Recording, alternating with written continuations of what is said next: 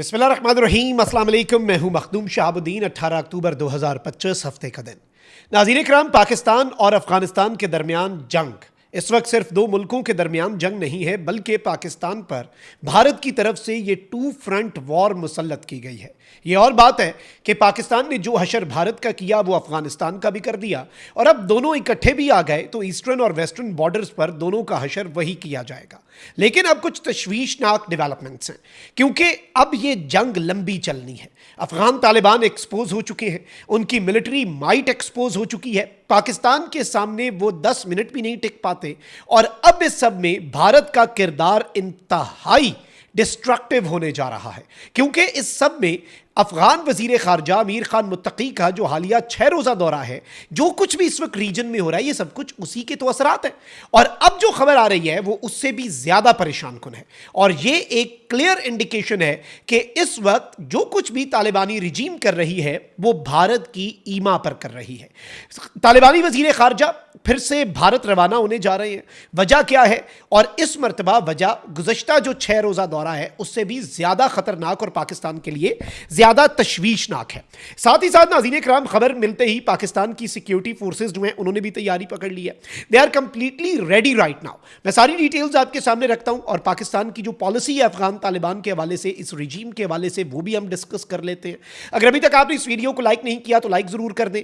Comment section में आपने पाकिस्तान जिंदाबाद का नारा जरूर लिखना है, और यह नारा इतना जोरदार होना चाहिए कि इसकी आवाज ईस्टर्न और वेस्टर्न बॉर्डर यानी कि अफगानिस्तान और भारत तक पहुंचे, और यह पैगाम जाए कि पाकिस्तान की कौम यूनाइटेड है। साथ ही साथ जिन लोगों ने चैनल को सब्सक्राइब नहीं किया, चैनल को भी सब्सक्राइब कर लें।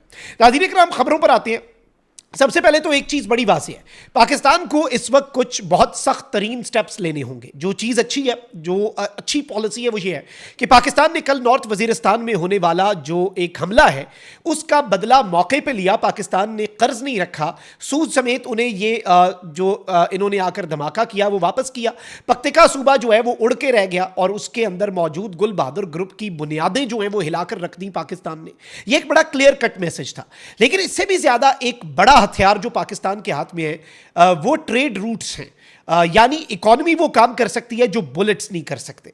और इस वक्त अफगान तालिबान की जो रिजीम है वो स्ट्रगल भी इसी एक फील्ड में ज्यादा कर रही है। अफगानिस्तान की आवाम जो है वो बदजन है, वो 4 साल से जलीलो रुस्वा होके उम्मीद पे थे कि भाई कोई निज़ाम हुकूमत बनेगा, कोई पॉलिसीज बेहतर होंगी, कोई जो रिलीफ है वो मिलेगा। अब नाज़रीन इकराम, 2-3 चीजें आपको समझनी है। एक तो यह है कि पाकिस्तान ने जो अफगान ट्रांजिट ट्रेड है वो रोकी है। अफगानिस्तान की जो इकोनॉमी है वो नाज़रीन इकराम चंद ही हफ्तों के अंदर, it is a matter of few weeks, के अफगानिस्तान की इकोनॉमी कोलैप्स कर जाएगी। और फ्यूल, फूड, मेडिसिन, ये 3 जो बेसिक नेसेसिटीज हैं, फ्यूल है, मेडिसिन हैं और फूड है, इनकी प्राइसेस अफगानिस्तान के अंदर स्काई रॉकेट होंगी। ब्लैक मार्केट्स जो हैं वो बढ़ जाएंगी, रेट्स ऊपर जाएंगे, ब्लैक मार्केट को तरवीज मिलेगी, स्मगलिंग जो है वो फॉर्मल रूट्स को रिप्लेस करेगी, और बॉर्डर जो है वो पाकिस्तान के पास एक बहुत बड़ी लेवरेज है। और ये वो इनकी फाइनेंशियल लाइन है जो कट करनी पड़ेगी, क्योंकि इन्होंने इस वक्त एक मजाक बना के रख लिया हुआ है। यानी ये टीटीपी और खवारिज की सरपरस्ती भी करते हैं, उनकी सरपरस्ती भी करते हैं, और साथ वारदातें भी डालते हैं। आप ये देखें कि ये हमें काके बंद के बारे सामने रहते रहे, अब ऐसे नहीं होगा।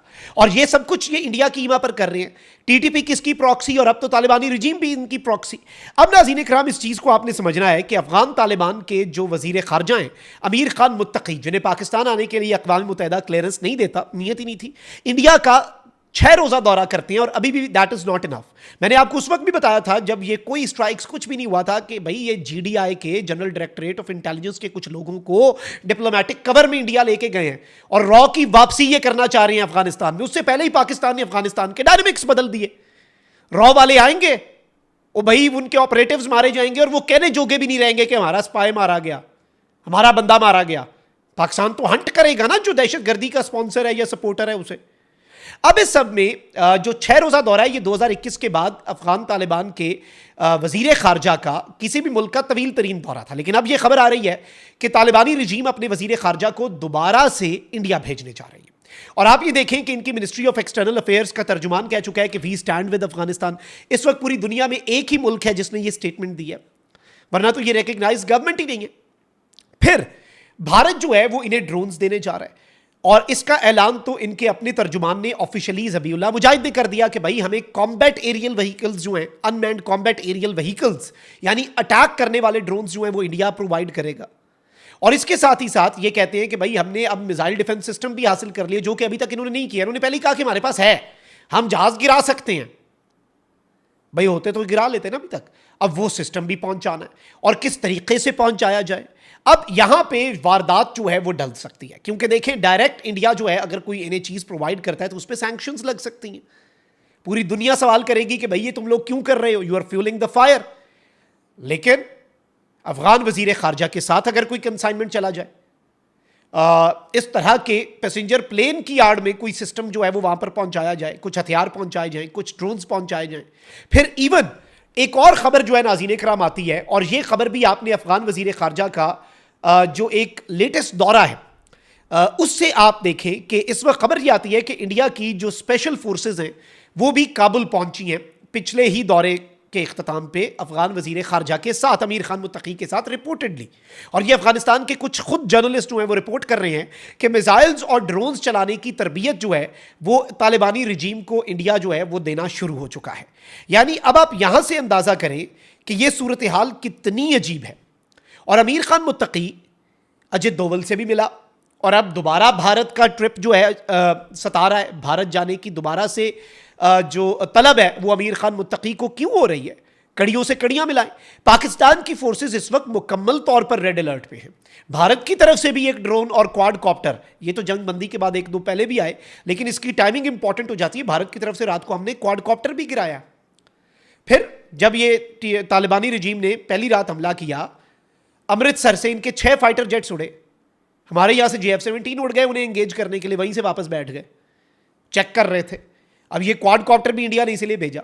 यानी इस वक्त 2 फ्रंट वॉर तो इंडिया ने वेज करनी है, लेकिन उससे पहले ये तालिबानी रजीम को एम्पावर करना चाहते हैं ताकि वो इस काबिल हो सकें कि वो पाकिस्तान को एंगेज करें और मसरूफ करें। अभी तो वो इस काबिल भी नहीं, पाकिस्तान के लिए तो वो मजाक बन के रह गए हुए हैं।